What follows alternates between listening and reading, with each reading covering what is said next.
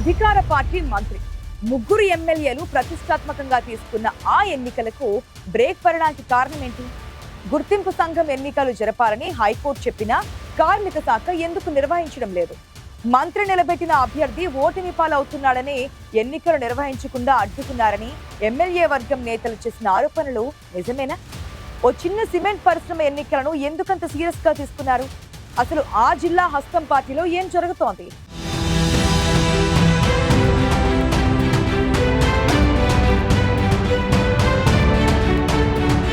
Congress party అంటేనే కలహాలకు care of address.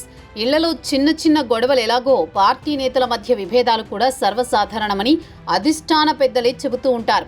నేతల మధ్య ఎన్ని విభేదాలున్నా ఎన్నికలొచ్చాయంటే నేతలంతా పార్టీ కోసం కష్టపడతారని చెబుతూ ఉంటారు. కానీ మంచిర్యాల జిల్లాలో మాత్రం కాంగ్రెస్ పార్టీ నేతల తీరు విరుద్ధంగా ఉంది.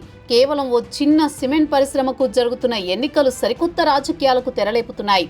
ఈ ఎన్నికల్లో కాంగ్రెస్ పార్టీ నుంచి ఎమ్మెల్యే కొక్కిరాల ప్రేమ్సాగర్ రావు తన తమ్ముడు సత్యపాల్ రావును బరిలోకి దింపారు. కార్మిక శాఖ మంత్రి వివేక్తో కలిసి ఎమ్మెల్యేలు గడ్డం వినోద్, వెడ్మ బొజ్జు పటేల్, విక్రమ్ రావును అభ్యర్థిగా ప్రకటించారు. నిన్నటిదాకా మంత్రి ఎమ్మెల్యే మధ్య నడిచిన ప్రచ్ఛన్న యుద్ధం ఈ ఎన్నికలతో రచ్చకెక్కింది.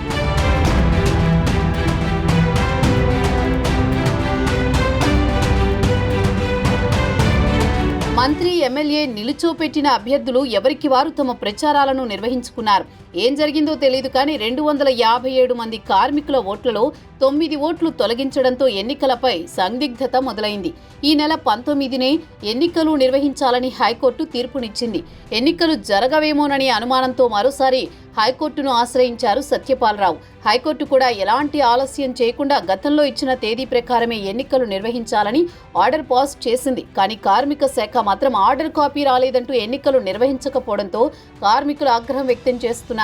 అయితే కాంగ్రెస్ పార్టీలోని మరో వర్గం నేతలు మాత్రం మంత్రి వివేక్ జోక్యంతోనే ఎన్నికలు నిర్వహించలేదని ఆరోపణలు చేస్తున్నారు.